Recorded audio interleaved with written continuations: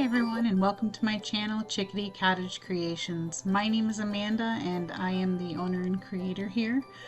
Today I have 3 holiday/Christmas thrift flips for you of items that I found at probably garage sales or thrift stores that I am upcycling into something holiday. If you feel so inclined and enjoy my videos, I would definitely appreciate if you would subscribe. So on to project 1. This first one, I actually had an entirely different plan for it at first. Initially it was going to be part of my Flippin' Frenzy video. I was going to put that tree on it. This was an item I had actually picked up at a garage sale, and I didn't really care for I didn't mind the metal that was on it, but I just didn't want to keep it that way.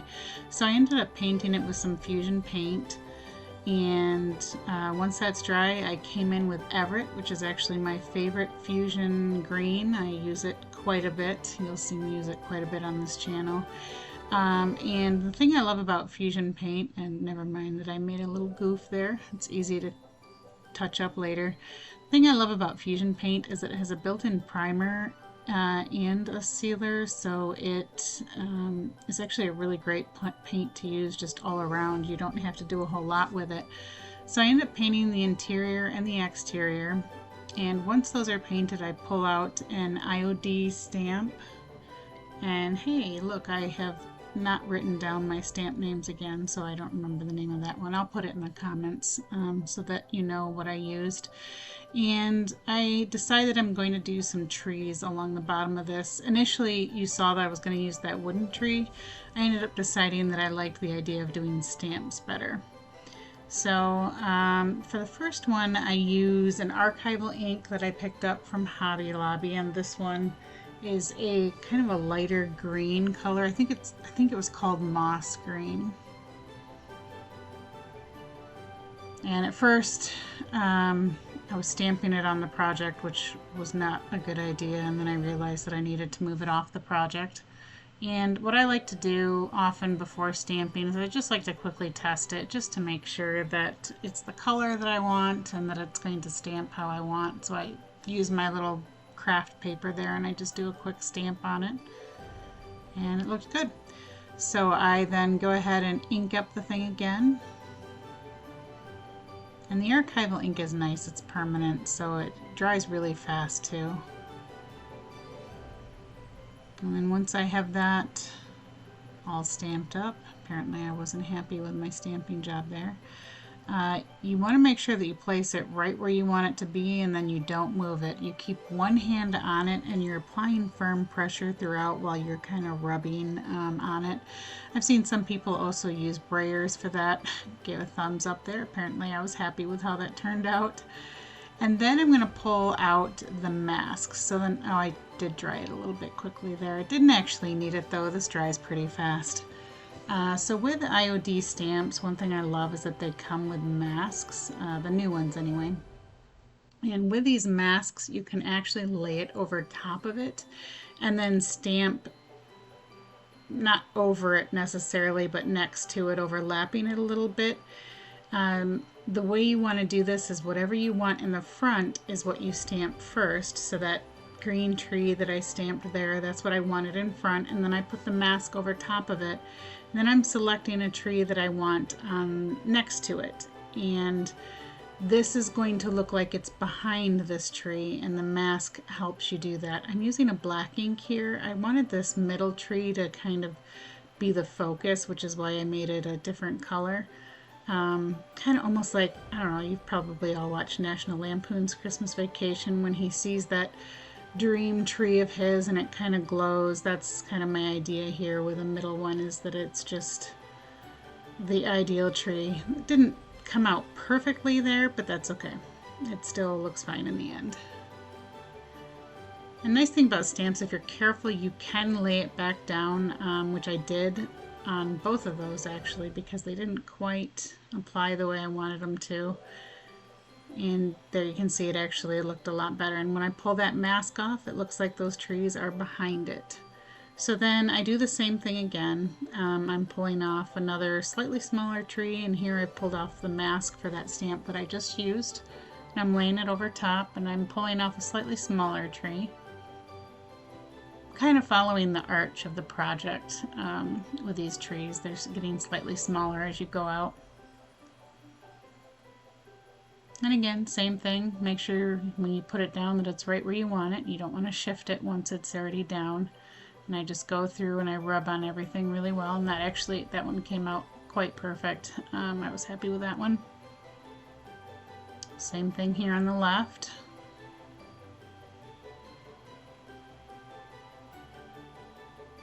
And you don't need a ton of ink on these.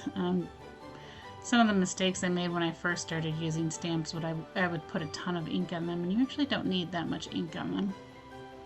And there we go. I actually do add one more row, but I don't think I make you watch that. Yep, so I add one more row there, and then I pull out another IOD stamp set. I will put the name of this one in the comments as well. It's the really small letter stamp set. It's probably one of my favorite stamp sets of IOD. It's just so versatile. So I'm laying out the word Merry Christmas, and because there's only one of each letter, I had used the letter P just to kind of get my spacing in between there, and then I took it off. And you'll see I'm stamping it with a space there, and that's where the second R is going to go, and I'm done stamping the first set. So we'll go ahead and ink that up. I apparently had gotten some ink around the stamp, and you want to make sure you don't have that on there when you stamp it, or it will end up on your project.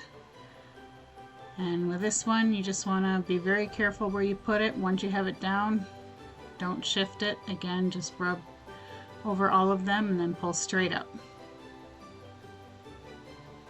And I pull these off, and I stamp up that R again because I need one more R in there. And there you go. Now with the Christmas, again, there were a lot of letters that, the S, for example, actually that might be the only one. Yeah, that I had to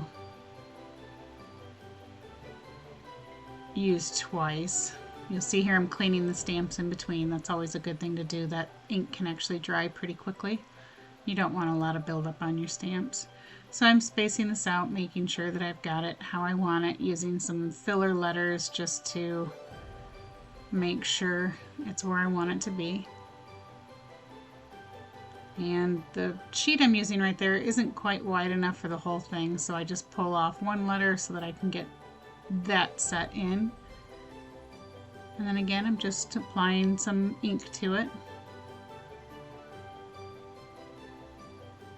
And it's the same process, you just carefully, apparently I decided to re-ink, but you just carefully lay it down where you want it.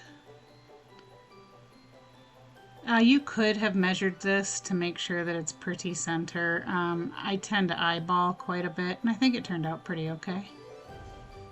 And then I just need the A and the S, so I'm pulling off the S again, and this was after I had cleaned them.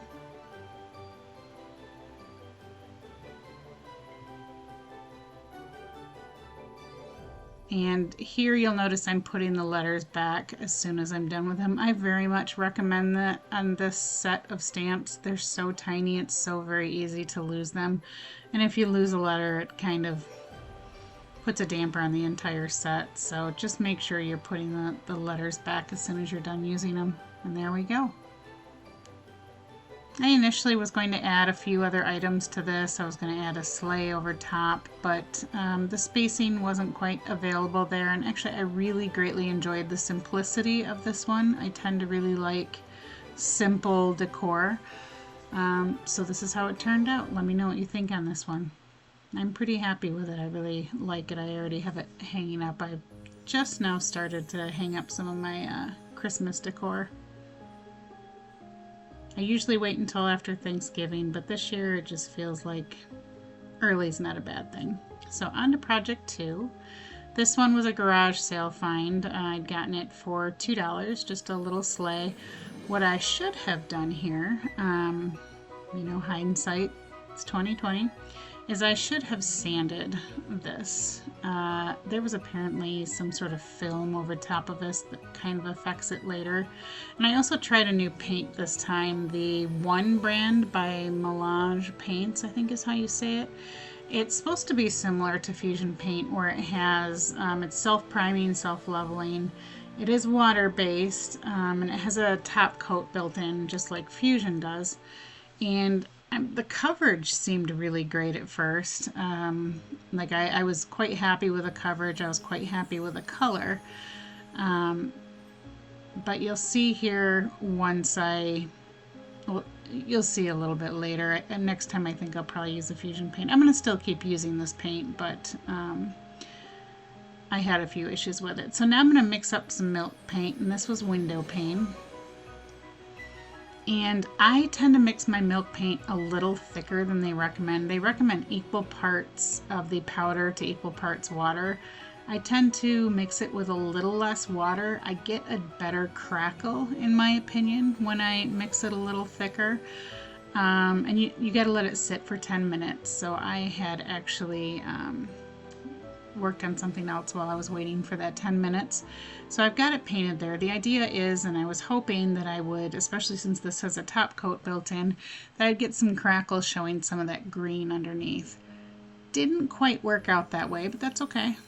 That's the thing about milk paint. It's entirely unpredictable. I do get amazing crackle, but the paint underneath is actually where the problem was. So I'm drying it here in between coats. The first coat always looks really rough, so it does not look great here. It looks like, you know, a kindergartner might have slapped some paint on it, but it'll look better, I promise. So I'm just drying it to kind of force some of the crackle, and I do that between each coat. I did a total of 3 coats on this, and I didn't paint it all at once. I painted the top section here, and then I flipped it and did the bottom. It was just a lot easier that way. And here I'm coming in with a second coat, and you'll see it's already looking a whole lot better.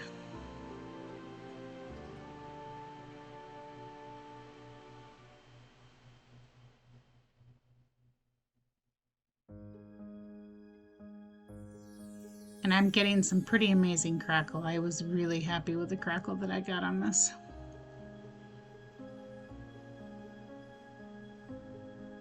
I love milk paint. I think it's a really great product. I buy mine from a few people, from Leanne at sgvintagecrafts.com. I think I'll put her link to her site in there. Plus I also get it from Tara at the Reclaim branch. So here you'll see what was happening. When I went to go sand it, the green paint didn't stick at all. And this is where I probably should have sanded the whole project first, but I thought since it had a primer it would be okay, but it was not. And at first, you know, I left it because I thought, you know, it's not that bad, but the blue did end up bothering me, and I did end up going over it with a little touch up of the milk paint afterwards. But right now I'm applying some Big Top to it, because that transfer that you see on the left there, I'm going to be applying to the top of this. And you don't want to really put, especially since I was already having issues with it pulling off, you don't want to put the transfer directly onto the milk paint, or it probably will pull it off. I apparently lost a whole bunch of recording of me putting the transfer on there. If you've never used a rub-on transfer, they're actually quite easy to use. You just have to peel off that gridded back paper that you can see there on the left and the right, and you just place it where you want, and then you use that plastic rubbing tool next to the rubbed scissors there, and you just rub on it, and it comes off usually quite easily. If something doesn't come off, you just put it back down and rub a little bit more. So now I'm taking some of the oil wax by Sweet Pickins. I love this stuff so much. I even actually like the smell. It's got a mixture of resin and some other stuff in it, but it's got an interesting, kind of an old world furniture smell, which I kind of like. But I'm just applying that to it, and I'm going to leave it sit on it for about 15-20 minutes after I apply it. And I do it again the same way that I did the painting before. I apply it to the top, do what I need to do there, and then I flip it, and I do the same thing with the bottom. You'll see I've got it all applied there. Just making sure I've got it all covered up. And then once it's sat for, I think, 10 to 15 minutes, I come in with a clean towel. This is one of my rags. And I just start wiping it back.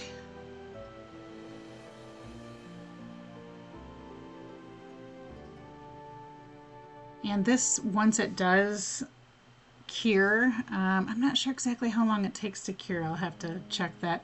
But once it does cure, it's actually quite hard, and it's got kind of a smooth, buttery finish, which I really like. And here I'm just finishing up, wiping it off. And what I love about it is that it settles into the cracks of the milk paint, and you can see here, it really just kind of enhances the crackles, which I absolutely love. I love the way this turned out. My daughter is already kind of eyeballing it, so I may gift it to her. You can see there, I actually ended up accidentally using a different color white milk paint, so you can see it's slightly different there, but that's okay. I think it gives it some charm. But I love the way this turned out. I think it looks really nice. On to project 3. So this is the first time I'm using the Santa mold. This is from the last IOD release, and I'm using resin. You could use air dry clay, which would actually be a much cheaper option. Resin's not exactly cheap, and this takes quite a bit of resin. You'll see me using quite a large cup there, and then I'm pouring it into a solo cup to mix it, just because I don't remember how much it took. It was quite a bit of resin. You use equal parts of the resin. This is the Amazing Casting resin. You use equal parts from each bottle, and once you mix them, you got to be pretty quick because it actually starts to set up pretty quick. So you start mixing it until it's clear. Usually takes 30 seconds to a minute before it starts to get clear, and you'll start to feel the cup get a little bit warm. And then you just pour in and fill up the molds. And I'm filling up the little sides there too. You'll notice I grabbed another mold out because I almost always tend to mix a little extra. So I just have another mold nearby so that I can just fill it and not waste any resin. I leave this on just so that you can see it's on a 400% speed increase, but I love, this is something I just always love watching when it starts to turn. There you go. It's so fast. It takes about 10 minutes for it to set, and then it very easily pops out. This was again something I had picked up at a garage sale. And I'm using the Fusion decoupage medium. I'm going to be using actually some scrapbook paper, and because it's a little bit thicker, I tend to prefer the Fusion decoupage medium for that. The Fusion decoupage medium is more gel-like than the, oh my goodness, than the DIY version. So it works a little better. The DIY version I like a lot better with like the Roycycled paper. It just works a lot better with that. But for anything that's a little bit thicker, like fabric, and I'm sorry, my cat's going crazy in the background. Anything though that's fabric or thicker paper, I tend to prefer the Fusion. So I'm just decoupaging this paper that I picked up at Hobby Lobby to the front of this house. And then I'm going to set it aside and let it dry. And in the meantime, I've pulled out the Santa from the mold, and I'm mixing 2 colors. The 2 colors were Damask and Peony. And the peony was a little too pink for me, and the damask was a little too brown, and mixing them actually gave me kind of the perfect skin tone. So I'm mixing it, and I'm going to be painting the face of Santa here. And this one I only needed 1 coat, and actually gave really good coverage. Which on resin, usually with Fusion paint, I only need 1 coat. I do need a couple coats when I come in with the red though, just because it's such a dark color. So once I've got that painted, I'm then going to pull out Highlander, which is a perfect Christmas red. And it matched the paper really well too. So I'm using that to paint the hat.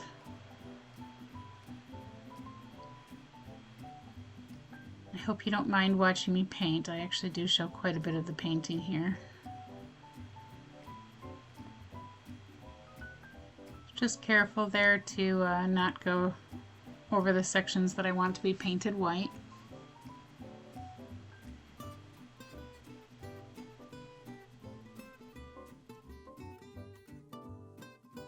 Not sure why I decided to dry it there, because I end up, you'll see on the right there, I've got the holly and berries. I end up then switching to those to paint those, so I could have easily just let that dry. But I paint all the berries red. I don't make you watch me do all of that.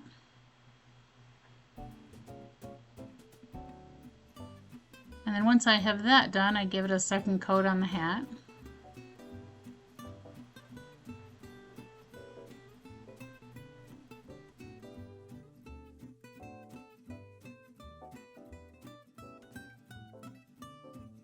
And then I come in with Shocker, my favorite green. Oh no, actually I used Wellington here.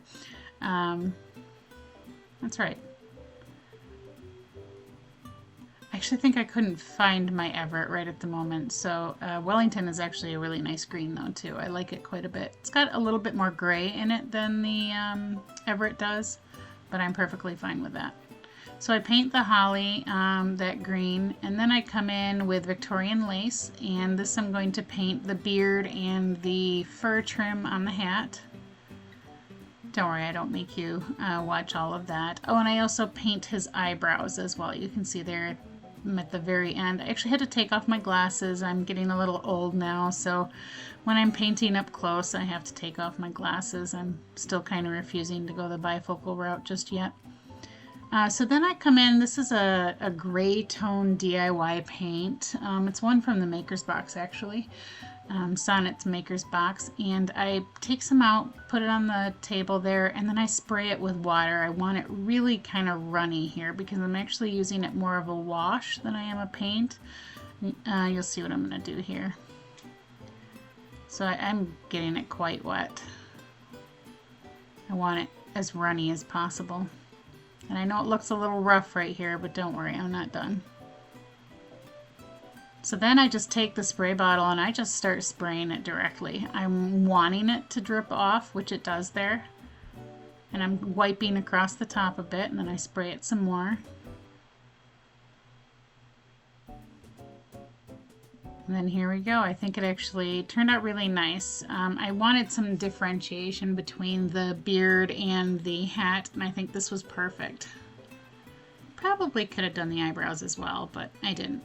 So the decoupage paper has dried, and I'm taking my sanding block there when with a downward motion I'm just sanding off the excess paper. Because I had placed the paper on the edges on two sides, there were a couple sides I did not have to do that with. But it pretty easily comes off and gives kind of a nice clean line.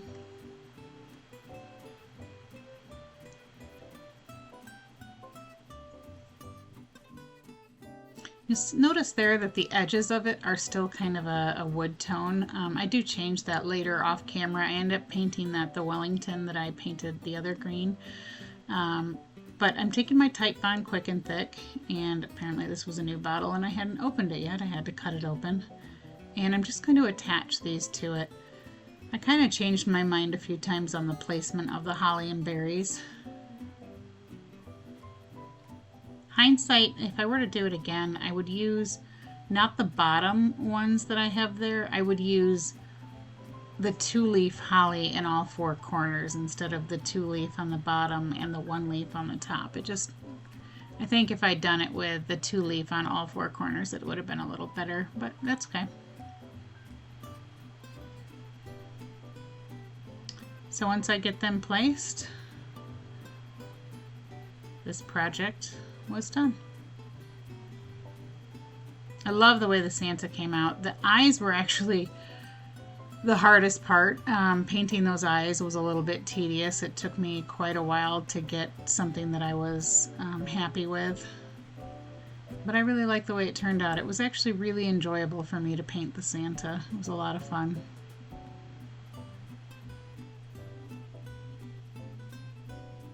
And I think the detail on the beard is quite nice. Sorry for the blurriness there. So I'd love to know what you think of today's projects, if there's anything that you might want to try. And I definitely appreciate you taking the time to spend a little bit of time with me today crafting. Hope you have a great week.